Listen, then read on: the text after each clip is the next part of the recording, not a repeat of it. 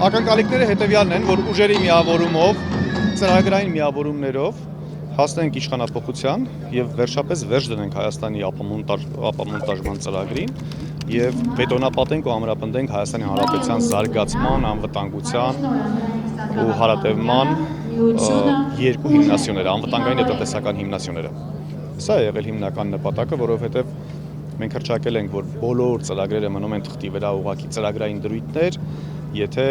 մենք չենք հեռացնում Հայաստանի զարգացման թիվ 1 խոչընդոտին։ Հետևաբար բոլոր այդպիսի բարի ցանկությունների, ծրագրային դրույթների, այդ թվում հիմնավորված դրույթների պարագայում անհրաժեշտ է գերակա կարճաժամկետ նպատակ հռչակել, որ հռչակել ենք մենք այս իշխանություններին հեռացնել։ Պարոն Սարգսյան, տնտեսական բոլոր խոստումները եւ այլն ամեն ինչ իշխանությունը խլացնում է մի այսպիսի թեզով, որ իրենք խաղաղություն են բերել, իրենք գնում են խաղաղության հետևից եւ պատերազմի կուսակցություն է անվանում բոլոր այսպես ընդդիմադիրներին, ընդդիմախոսներին, ինչպես կհակադարձեք։ Փաշինյանը խաղաղություն չի բերել, Փաշինյանը ստում է, Փաշինյանը բերել է նվաստացում, Փաշինյանը բերել է տարածքային կորուստներ Հայաստանի Հանրապետության ապամոնտաժում։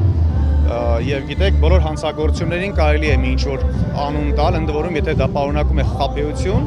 ապա խաբել եւ ասել ես հանցագործություն չեմ կատարել։ Տարերական հանցագործությունները մարդկության դեմ որ կատարվում են, շատ դեպքերում դրանք ձևակերպում են իբրև ինչ-որ մեկին փրկության վերաբերյալ։ Նույնը կատարել է Փաշինյանը։ Արցախի հանձնման պարագայում խոսում էր ինչ-որ անձանց փրկության մասին, որը նույնպես կեղծիք է։ Հետևաբար խաղաղություն եւ Փաշինյան կամ խաղաղություն ինչ գնով եւ խաղաղությունն էլ հարաբերական խաղաղությունն է, մենք չենք կարող խաղաղություն տերմինը առհասարակ Փաշինյանի հետ համադրել։ Պատերազմի վերաբերյալ, պատերազմի կուսակցություններ անվանելու վերաբերյալ։ Գիտեք, շատ լավ հասկանում է ինքը, որ ստում է նորից, բայց շատ լավ հասկանում է, որ ինչ աղետի միջով է անցել հայ ժողովուրդը,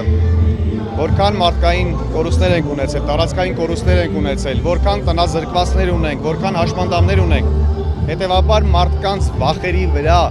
խաղալով անվանում է հակառակորդներին որպես պատերազմի կուսակցություններ։ Բաժանորդագրվեք Արմատ մեդիայի ալիքներին սոցցանցերում։ Հետևեք մեզ նաև Armat Media AM կայքում։